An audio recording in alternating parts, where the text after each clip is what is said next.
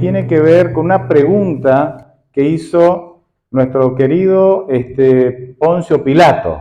Todos conocemos, o por lo menos alguna vez hemos escuchado de quién, de este Poncio Pilato, ¿verdad? Que tuvo la ingrata tarea y tomó la mala decisión de condenar a Jesucristo cuando él mismo sabía que era inocente y que no tenía por qué hacerlo. Pilato en Mateo 27, 22 hace una pregunta que es una pregunta que de alguna manera atraviesa los siglos y nos llega a nosotros en circunstancias diferentes a las que él vivió, pero finalmente la pregunta es relevante también para nosotros. En Mateo 27, 22, Pilato Pilato les preguntó, ¿qué debo hacer entonces con Jesús al que llaman el Cristo? ¿Qué pregunta? Pilato se encuentra ante Jesús, lo interroga, ¿no? Y dice, ¿qué hago?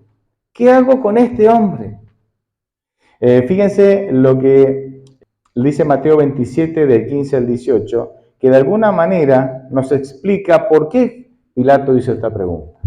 Dice el texto ahí de Mateo 27, del 15 al 18, ahora bien, en el día de la fiesta el gobernador acostumbraba poner en libertad a un preso al que el pueblo quisiera elegir, ¿verdad? Para liberar. Dice, en aquel momento tenían un preso muy famoso, interesante esto, ¿no? Muy famoso, llamado Barrabás. Pilato se reunió con ellos y les preguntó, ¿a quién quieren que les suelte? ¿A Barrabás o a Jesús? Al que llaman en Cristo. Y fíjense, el versículo 18 es el texto clave aquí. Dice, y es que Pilato sabía que ellos habían entregado a Jesús por envidia. Es decir, Pilato sabía muy bien que Jesús era un ser inocente, que no había nada en él para ser condenado. Jesús era una especie de papa caliente que no sabía qué hacer. Si él seguía sus convicciones, sabiendo que era inocente y que había sido entregado solo por envidia, entonces el pueblo o una parte del pueblo se iba a rebelar, iba a generar disturbios.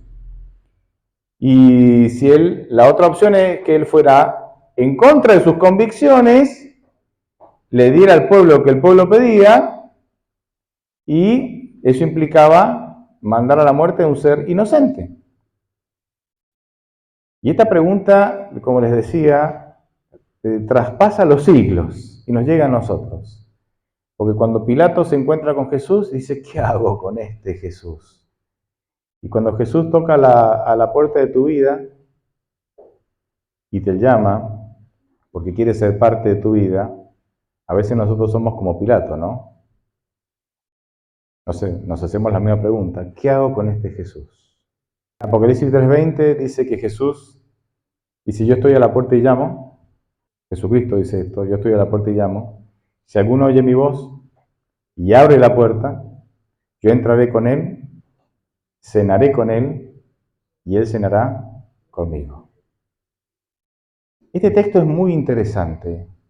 Lo hemos leído, algunos de nosotros lo hemos leído muchísimas veces, pero hay algunos detalles que, miren, yo con todos los años que tengo, no había notado y quiero compartirlo con ustedes.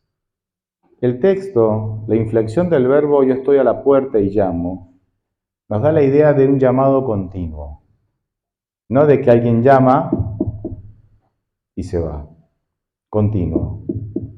¿Te imaginas a alguien continuamente golpeando tu puerta todo el tiempo sin cesar?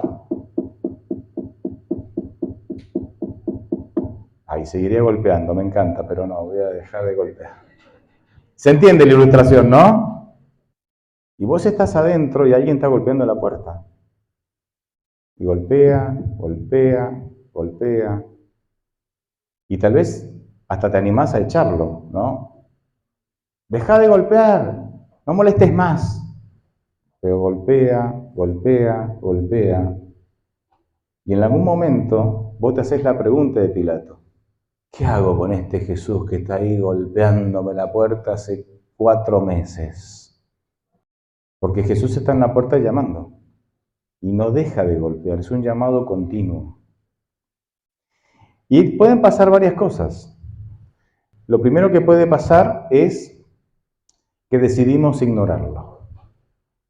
Aquellos que han sido padres, hay varios padres acá, ¿no? Hay varios padres acá. Aquellos que hemos sido padres, cuando nuestros hijos eran bebés, hemos desarrollado lo que llamamos un oído selectivo. Nosotros, por ejemplo, cuando nació nuestra hija, vivíamos al borde de una ruta, la casa estaba a la orilla de una ruta muy transitada, y entonces había un tráfico continuo, ¿no? Y entonces el ruido era continuo, de día y de noche un poco menos, pero también. Entonces todo el tiempo había ruido a vehículos, camiones que pasaban. Y al principio cuando nos mudamos a esa casa era molesto el ruido. Pero con el tiempo logramos tener lo que les mencioné recién, oído selectivo. ¿Qué es eso? A aprender cuando nos acostábamos a dormir, ciertos ruidos los ignorábamos. Pero cuando nuestra hija lloraba, nos despertábamos. Ignorábamos los camiones, las bocinas, el ruido del tráfico, eso, y podíamos dormir. Pero cuando mi hija lloraba, nos despertábamos. Oído selectivo. Muy necesario para sobrevivir, ¿no? En la etapa de padres cuando nuestros chicos son chicos. Pero cuando Jesús dice en Apocalipsis 3:20, yo estoy a la puerta llamando de manera continua, una de las maneras de rechazar a Jesús es tener oído selectivo en lo espiritual.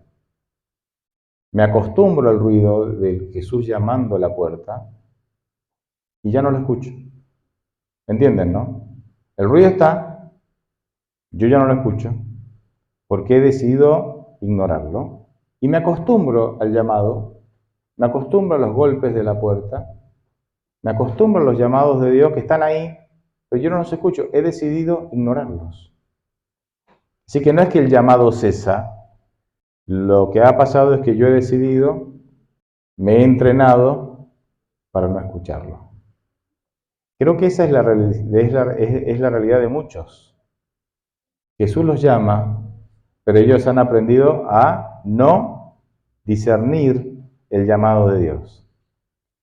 Los otros días una persona dice, miren, en la Biblia era muy fácil porque Dios les decía las cosas. Ellos escuchaban a Dios, haciendo alusión especialmente a algunas escenas del Antiguo Testamento en donde Dios se encontraba con las personas o les hablaba a las personas. También vemos esto en algunos lugares del Nuevo Testamento. Y dice, y yo todos los días me levanto y no lo escucho. A mí no hay ninguna voz de Dios que me dice lo que tengo que hacer y demás. Y yo le dije, mira, cuando vos vas a Mateo 27, no voy a leer el texto, después vos lo podés leer en tu casa. Estaba Pilato ahí decidiendo qué hacer con Jesús. Y dice que su esposa manda un mensajero, un telegrama, ¿no? ¿Qué sería hoy? Un WhatsApp, ¿no? Un WhatsApp. Y manda con una nota, y la esposa le dice en la nota, no tengas nada que ver con este justo. No con esta persona, con este justo, porque he padecido en sueños por causa de él. Parece que la esposa de Pilato soñó, vio la escena de juicio y se dio cuenta que juzgar y condenar a este hombre iba a ser un terrible mal para su esposo. Y entonces ella se despierta del sueño agitada y transpirando, escribe la nota y le dice a su criado, corre, dale esto antes que tome la decisión equivocada. Pilato lee la nota, pero la ignora y termina condenando a Jesús. Pocos años después, Pilato se termina suicidando por esto y un montón de otras cosas. Ahora, yo le contaba esta historia a este hombre que me decía, yo le escucho a Dios. Y yo le digo, si yo le preguntara a Pilato, ¿Dios te habla? Pilato, ¿qué me diría? No, a mí jamás Dios me habló. ¿Pero Dios le habló o no le habló a Pilato? Claro que sí. Le habló a través del sueño de su esposa y de la carta, del telegrama, del WhatsApp, de esa nota que la esposa le manda. Con esto quiero decirles que no es que Dios no nos habla. Lo que pasa es que para discernir los mensajes espirituales de Dios tenemos que estar espiritualmente preparados también. O sea, las cosas espirituales, va a decir el apóstol, se disciernen espiritualmente. Así que no es que Dios no nos habla. Nosotros decidimos tener un oído selectivo e ignorarlo a Dios. Entonces Dios está llamando a la puerta porque quiere ser parte de tu vida, pero nosotros hemos aprendido a ignorar sus llamados. ¿Cuál sería la segunda opción ante el llamado de Jesucristo? Que vemos, como vimos recién en Apocalipsis 3:20. La segunda opción es que estamos tan inmersos en las preocupaciones, en las ambiciones, en sueños por cumplir y en sueños rotos, y estamos juntando los pedazos, ¿no? Y a veces intentando arreglar esos sueños rotos, que no nos damos cuenta que Jesús nos está llamando. Esto le pasó a dos discípulos de Jesús. Uno de ellos se llamaba Cleofás, que iban caminando, ¿sí? Lucas registra esto, el Evangelio de Lucas, que iban caminando, ¿sí? Saliendo de Jerusalén, iban llorando. ¿Por qué? Porque Jesús había sido crucificado. Y Jesús se les aparece, ¿sí? Ahí en la Biblia el subtítulo tiene, ¿no? Jesús, camino de Emaús. Iban hacia la aldea de Emaús. Jesús se les aparece. Y no lo reconocen, porque la preocupación y la angustia no podían, no dejaban, no les permitía que reconocieran a Jesús. Y Jesús les habla, le dice, oh, ustedes son duros, son duros de corazón. ¿Acaso no se les anunció y les comenzó a explicar en las Escrituras todo lo que el Antiguo Testamento, porque era la única parte de la Biblia que estaba escrita en ese momento, todo lo que el Antiguo Testamento les decía del Mesías, y cómo ya en el Antiguo Testamento Dios había anticipado que Jesús sería un Mesías sufriente y que moriría? Y entonces ellos al final del relato dicen, no ardía nuestro corazón al escuchar estas cosas. Ahí estaba Jesús junto a ellos. Pero a veces las lágrimas, las preocupaciones, los sueños rotos o los sueños por cumplir, el estrés, la angustia, no nos permiten ver a Jesús llamando a la puerta para ser parte de nuestra vida. Claro, y si nosotros le abriéramos la puerta, imaginen la bendición que eso sería. Pero muchas veces las preocupaciones de esta vida de alguna manera opacan el llamado de Jesús. ¿Cuál sería la tercera opción? Podría haber muchas más, yo solamente voy a mencionar 3 opciones en cuanto a qué actitud podemos tener cuando Jesús llama a la puerta de nuestra vida. La tercera opción es que tenemos miedo de encontrarnos con Jesús. Jesús está ahí, escuchamos el llamado, escuchamos que toca la puerta, pero tenemos miedo. ¿Y por qué podemos tener miedo? Y hay evidencia bíblica de esto. En Mateo 25, en la parábola de los talentos, el versículo 25 también, este siervo de Dios tuvo miedo de usar las capacidades que Dios le dio, y el versículo 25 dice, y tuve miedo, y escondí, dice, el talento en la tierra. Así que aquí lo desenterré y te lo devuelvo. ¿Por qué no usó las capacidades que Dios le había dado? Porque tenía miedo. Tenía miedo porque tenía un concepto equivocado de Dios. Dios no es bueno, Dios es un Dios justo, siempre está esperando que te mandes una para dártela, para castigarte. Dios no es misericordia, Dios es justicia por sobre todas las cosas. Claro, tengo miedo de abrirle la puerta de mi vida a un Dios así. Porque va a entrar y me va a decir, che, ¿qué pasa? Esto es incorrecto, este hábito está mal, estas decisiones están mal. ¿Me entienden, no? Va a empezar a juzgarme, va a empezar a señalarme todos mis defectos, va a empezar y yo no quiero un Dios así.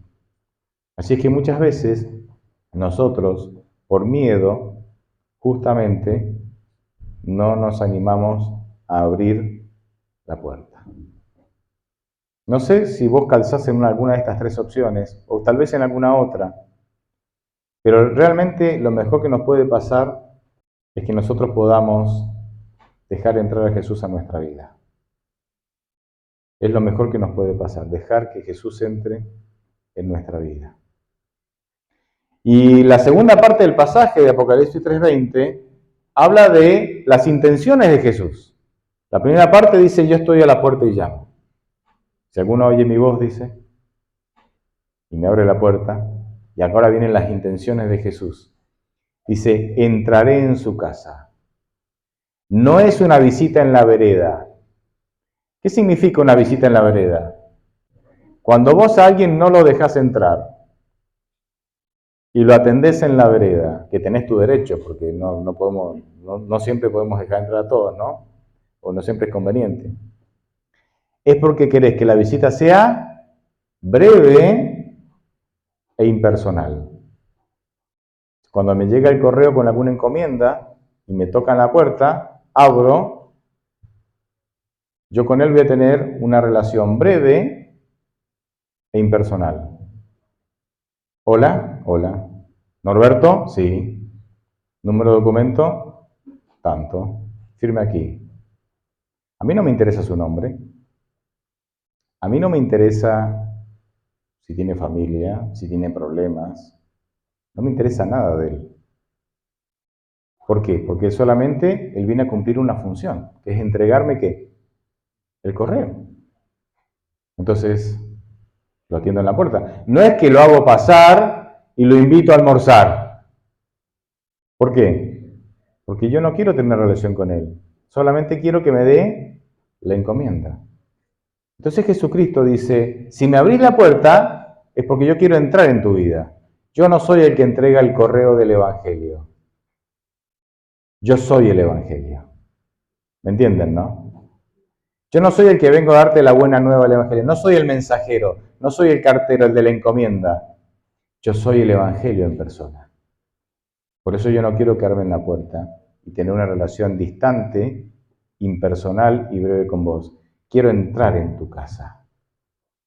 Y Jesús va más allá, porque no es solamente entrar, dice, y quiero cenar con vos.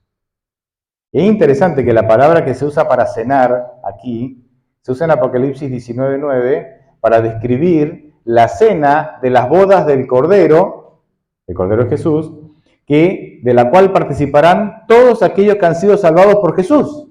O sea que está hablando de, no una cena, sino de la cena. La cena de los redimidos, la cena de los salvados. Intimidad con Jesús. Pero va más allá, porque dice, yo cenaré con él y él cenará conmigo. Yo cuando leí esto dije, esto es una terrible redundancia, o me parecía una terrible redundancia. Obviamente que si Jesús va a cenar con él, el otro va a cenar con Jesús. Pero no necesariamente es así. Yo puedo un viernes a la noche hacer viandas de comida y salir y repartir a la gente que está en la calle. ¿Yo estoy cenando con ellos o le estoy repartiendo comida? ¿Hay una diferencia o no hay una diferencia? Jesucristo dice, yo voy a entrar a tu casa y yo voy a cenar con vos, pero vos también vas a cenar conmigo. ¿Nunca fuiste invitado a una cena en donde comiste muy bien, te atendieron muy bien, pero la cena fue totalmente fría e impersonal? Solamente se hablaron temas superficiales y encima se habló poco, y superficial. La idea que te queda es que vos fuiste a cenar, a tener un momento de comunión con esa persona, pero la persona no cenó con vos. La persona se mantuvo fría y distante. Y acá Jesús dice, hace esa diferencia. Y dice, yo voy a entrar a tu casa si me lo permitís. Y quiero tener una cena en la cual compartamos nuestras vidas. Yo voy a compartir mi vida contigo y vos vas a compartir tu vida conmigo. Y esto no es tan difícil de entender. Gálatas 2:20 dice, pero en Cristo estoy justamente crucificado y ya no vivo yo, sino que Cristo vive en mí. Hay un intercambio ¿de qué? De experiencias de vida. Es Pablo viviendo en Cristo. Dice, y lo que ahora vivo en la carne, es decir, en mi vida cotidiana, lo vivo por la fe en el Hijo de Dios, el cual me amó y se entregó por mí, y se entregó así por mí mismo. Hay un intercambio de experiencias de vida. Jesucristo en Mateo 28 va a decir, Entréguenme, dice, vengan los que están trabajados y cargados, que yo los haré descansar. Tomen, dice, mi yugo,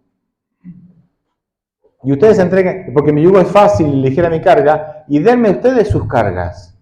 Hay un intercambio de experiencias. Mis angustias se las entrego a Cristo y Cristo me da sus experiencias, su carga, que es ligera, que es liviana. Ahí quiere que lleguemos el Señor. Nosotros podemos ser personas que somos religiosos, que venimos a la iglesia y cumplimos con las formas de la iglesia, pero que no tenemos una vida de comunión con Dios. Claro que sí. ¿Podemos o no? Claro que sí. De hecho sucede. Guardamos las formas de la religión, pero no hay una relación personal con Jesús. Y eso es algo que Jesús quiere corregir para nuestro bien, y es por eso que está a la puerta y llamo. Y voy a la última parte ya del tema, voy cerrando con esto, porque miren, nadie puede quedar neutral ante Jesús. Es decir, Jesús está tocando la puerta de tu casa, y vos no podés ser neutral a eso. Porque si no querés encontrarte con Jesús, tenés que hacer otra puerta o salir por atrás. ¿Me entendés, no? Nadie puede ser neutral al llamado de Jesús. La presencia de Jesús en nuestra vida siempre nos confronta. Y entonces ante Jesús nos encontramos con la pregunta de Pilato, ¿qué haré con este Jesús? ¿Lo dejo entrar? ¿No lo dejo entrar? Lo he hecho, no se va. ¿Qué haré? Y la realidad es que si yo rechazo a Jesús, Jesús se vuelve lo que la Biblia llama una piedra de tropiezo. No sé si alguna vez te tropezaste. ¿Quién no se tropezó y se rompió la rodilla? O alguna otra parte, ¿no? Hasta la cara, ¿no? Ustedes saben que yo no tengo olfato. Carezco de ese sentido. Carezco de varios sentidos, pero ustedes no lo notan. Mi esposa sabe. Espero tener sentido común. Con ese me conformo. Y ustedes saben que jugando, cuando era joven, jugando, me tropecé, me caí, no alcancé a soltar las manos de lo que tenía, donde estaba agarrado, y lo primero, o sea, amortigué todo el peso de todo este hermoso cuerpo con la nariz. ¿Me entienden, no? Caí así, sin atajarme, nariz, fue lo primero que, nariz, contra el piso. Perdí el olfato. Perdí el olfato totalmente. En casa esto puede ser una bendición o un problema, ¿no? Una bendición o un problema. Los otros días me puse a desengrasar el horno de casa, alquilamos la casa hace poco y tenía como mucha grasa. Claro, y yo le metía producto, le metía cosas, total yo no tengo olfato. Hasta que mi esposa aparece arrastrándose, ¿no? Casi muerta.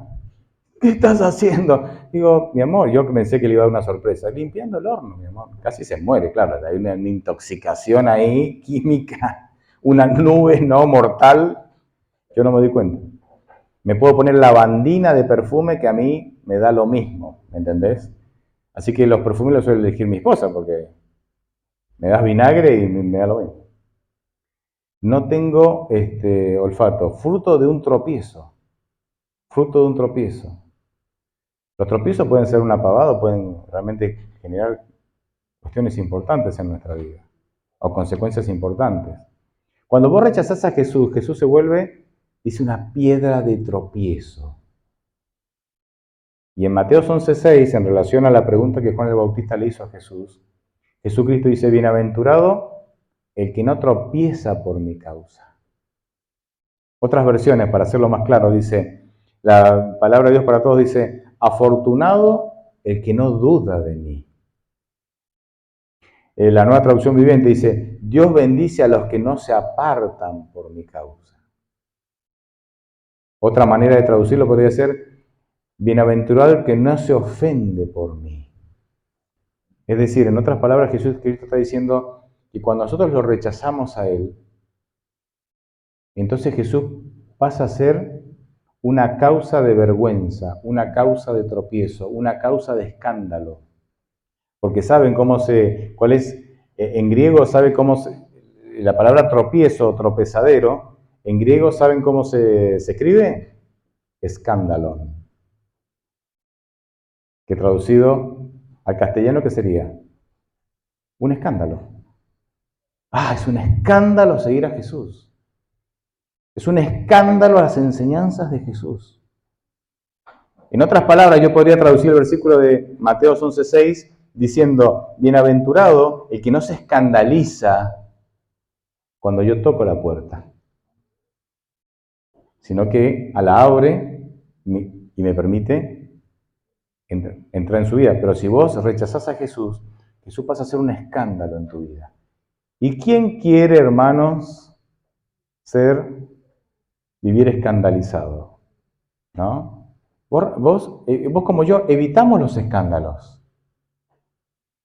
Estás en el supermercado y hay un niño que está haciendo un berrinche. ¿Qué está haciendo ahí? Un escándalo. ¿Y la mamá está feliz por el escándalo que está haciendo el nene o está sufriendo ahí? ¿Quién quiere vivir un escándalo? Nadie. Salvo que, bueno, algunos ahí que quieren llamar la atención para ser famosos, que no tienen talento para ser famosos y hacen escándalo. Bueno, ese es otro tema. Ese es otro tema. Jesucristo dice, bienaventurados aquellos que no se escandalizan de mí, sino que me aceptan, que abren la puerta de su vida y me dejan entrar en su vida. Termino con un pasaje de 1 Corintios 1, 22 al 25, breve, donde de alguna manera resume las tres posturas ante el llamado de Jesús. 1 Corintios 1, del 22 al 25. 1 Corintios 1, del 22 al 25. Dice, los judíos piden señales y los griegos van tras la sabiduría. Pero nosotros predicamos a Cristo crucificado, que, para los judíos es ciertamente un tropezadero, un escándalo. Y para los no judíos, una locura. Una locura.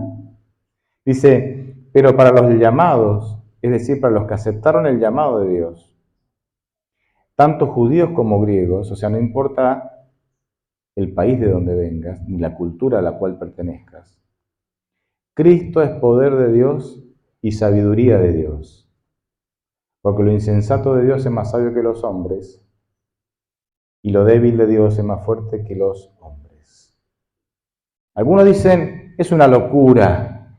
Otros dicen, aceptar a Cristo es una locura. Otros, aceptar a Cristo es un escándalo. Va totalmente en contra de lo que yo creo, quiero y de mis sueños. Es un escándalo. Jamás cometería el error de aceptar a Cristo. Pero dice que para los que aceptan el llamado, Cristo es poder y sabiduría de Dios. Vos, que aceptaste el llamado, ¿Cristo es poder y sabiduría en tu vida? Si Cristo no es poder y sabiduría en tu vida, entonces algo está faltando. O Cristo está en la puerta y todavía no lo dejas entrar, o lo dejaste entrar, pero Él está cenando solo, vos no has abierto tu vida para cenar con Él. O lo estás atendiendo en la vereda y tenés una relación fría con Jesús. Porque para el que realmente le abre el corazón por completo a Jesús, Cristo es poder y sabiduría.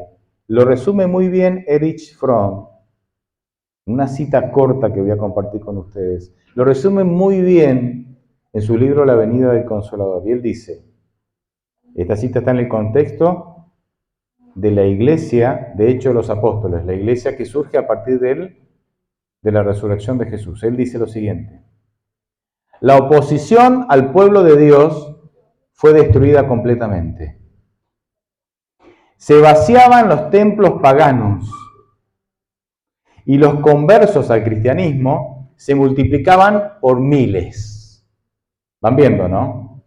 Toda la oposición que tuvo la iglesia y que fue mucha, fue destruida totalmente. O sea, no había manera de parar a estos cristianos. Los templos paganos se vaciaban y los conversos al cristianismo se multiplicaban por miles. Dice, sin dinero, o sea, la iglesia cristiana, sin dinero, los cristianos vencieron la confederación de las riquezas que lo rodeaban. No había plata que pudiera detener al cristianismo. Sin escuela, es decir, sin títulos oficiales, Confundieron a los entendidos rabinos. No había doctorado que pudiera contra los argumentos increíbles que tenían estos cristianos sin educación formal.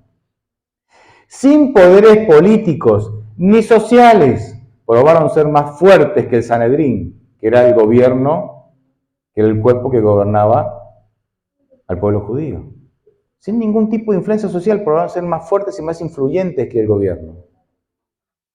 Desprovistos de un sacerdocio, desafiaron a los sacerdotes y a su templo, y sin un soldado fueron más poderosos que las legiones romanas. Y así llegaron a plantar la cruz del Evangelio sobre el águila romana. No dinero, no influencias, no títulos. ¿Entienden? Nadie conocido en la política. No tenían nada, pero lo tenían todo. Habían aceptado el llamado y ahora tenían el poder de Cristo y la sabiduría de Dios. Y con eso conquistaron al mundo con el Evangelio. Lo que nosotros vemos históricamente como la civilización de Europa vino de la mano de la cristianización de Europa. Todas las barbaridades que se hacían en el circo romano, la lucha de gladiadores, el paganismo en todas sus expresiones, todo eso desapareció gracias a la cristianización de Europa. Después se degeneró el cristianismo también, pero me entienden, ¿no?